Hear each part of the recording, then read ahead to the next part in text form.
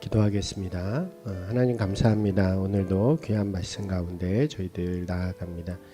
말씀 속에서 주님 만나게 하시고 주님의 뜻을 발견하는 귀한 자녀 되게 하여 주시옵소서. 감사드리며 예수님 이름으로 기도드리옵나이다. 아멘. 안녕하세요. 오늘은 마태복음 13장에 있는 7개의 천국 비유 중에서 나머지 5개의 비유를 함께 보도록 하겠습니다.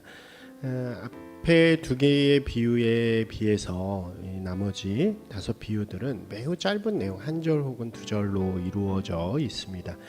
이 비유들은 앞에 길게 나왔던 씨앗을 뿌리는 비유와 가라지 비유에서 좀 확장되어진 그런 개념으로 좀 이해하시면 좋을 것 같습니다. 율법의 시대를 살아가던 유대인들에게 예수님께서는 은혜의 시대를 선포하시죠. 이 천국 복음은 그 시대 속에서 심기워져서 자라게 되는 것입니다. 이것이 바로 씨앗이 심겨지는 것과 같은 것이죠. 하지만 그러한 천국 복음은 세상의 반감 속에 부딪히게 됩니다. 바리새인과 같은 종교 지도자들, 율법주의에 살아가던 유대인들은 그것을 반갑게 받아들이지 않고 거부하게 되죠. 그럼에도 불구하고 결국 은혜 받은 자들은 하나님 앞에서 해처럼 빛나게 되어지고 그것을 거부하는 자들은 심판의 자리로 가게 될 것이다 라고 하는 것이 바로 앞에 비유들에서 말씀하셨던 내용입니다. 세 번째 비유는 밭에 작은 겨자씨가 이렇게 심기워지게 된다는 내용이죠. 겨자씨는 겨자나무의 씨앗으로 이렇게 아주 작아요. 그래서 눈에 보이지 않을 정도로 작은 씨지만 이것이 땅에 심겨지고 싹을 피고 자라나면 아름다운 나무, 크고 웅장한 나무가 되어진다는 거죠. 실제로 그 나무는 한 3m 정도 되는 이제 잎이 풍성한 그런 나무라고 합니다. 이제 선포된 천국 복음은 매우 작고 영향력이 없어 보이지만, 그래서 미약해 보이지만 이 씨앗이 땅에 심기우고 사람들에게 전해지고 그것들이 싹을 피우기 시작하면 결국 그것은 점점 자라서 온 세상을 이렇게 구원하는 은혜가 될 것이라는 그런 의미가 되어지는 것이죠. 네 번째 비유 역시 동일하다고 할 수 있습니다. 천국은 밀가루 속에 넣은 누룩과 같다라고 이야기하는데, 여기서 이 서말의 이 밀가루는 약 100인분 정도의 빵을 만들 수 있는 그런 양이라고 합니다. 그러니까 상당히 큰 양이죠. 근데 거기 들어가는 한 줌의 누룩은 이 주먹 하나의 정도의 누룩인데, 그 아주 작은 누룩의 양이 서말이나 되는 아주 많은 양의 밀가루에 영향을 끼친다는 것입니다.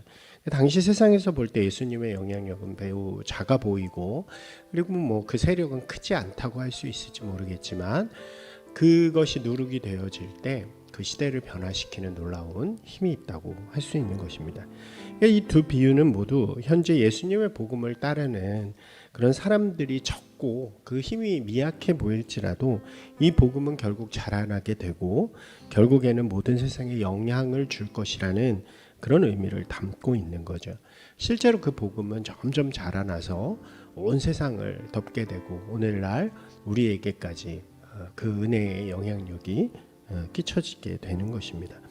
이것은 우리에게도 좀 의미가 있죠. 우리가 때로는 우리가 살아가는 삶의 자리에서 내가 믿음으로 살아간다는 게 어떤 의미가 있을까 이런 생각을 할 수도 있는데 굉장히 연약한 것처럼 보일 수도 있죠. 그러나 그것이 땅에 심기워지면 그것이 자라나서 그 모든 곳에 아울르고 그와 함께한 모든 곳에 기쁨과 평안을 나눌 수 있는 귀한 나무가 되어진다는 것이죠. 그런 의미에서 우리도 오늘의 삶의 자리에서 이 천국의 씨앗을 심어가는 그런 믿음의 자리가 되기를 소망합니다. 또 이어지는 나머지 3개의 비유는요, 가라지 비유에서 좀 이어진다고 볼 수 있는데, 복음이 선포되어도 여전히 기존의 모습을 지키고자 하는 사람들이 있었잖아요. 바리새인들이나 율법주의자들 같은 경우. 가라지 비유에서는 그들에 대한 심판이 있을 것이다 라는 것을 분명하게 이야기했죠. 이제 그것이 확장되어져서 기존에 어떤 것을 갖고 있더라도 그것이 아무리 좋은 것이라 할지라도 그것보다 더 좋은 것을 발견하면 사람은 더 좋은 것을 위해서 그 기존 것들을 팔아버리거나 바꾸는 것이 당연하다는 이야기를 전하게 되는 거죠. 이 다섯 번째 비유가 그런 의미입니다. 우연히 밭에 감춰진 보물을 발견한 사람은 자신의 집에 가서 자신이 가졌던 모든 소유를 팔아서 그 밭을 사게 된다는 거죠. 그래야 그 안에 있는 보물이 자신의 것이 되기 때문이라는 것입니다. 여섯 번째 비유도 마찬가지죠.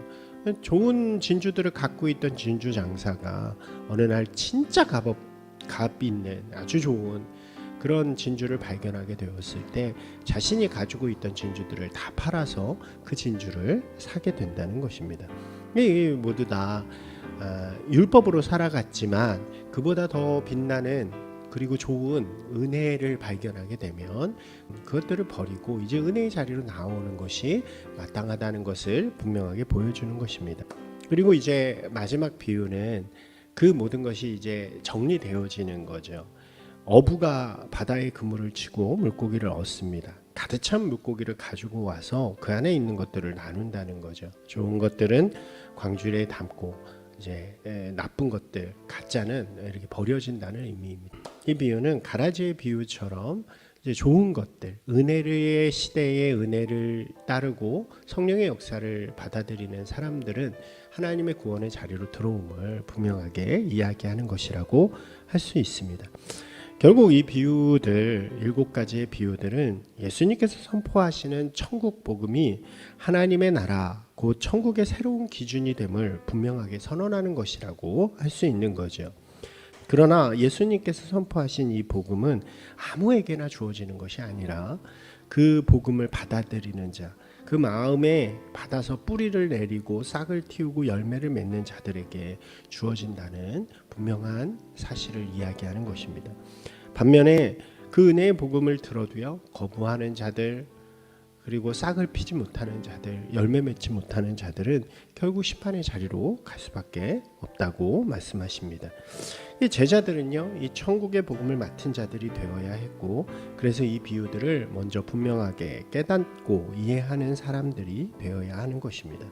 예수님께서는 이제 그것을 먼저 깨달은 제자들에게 온 세상을 향해서 그 안에서 그것을 전하는 사람이 되라 라고 말씀하십니다.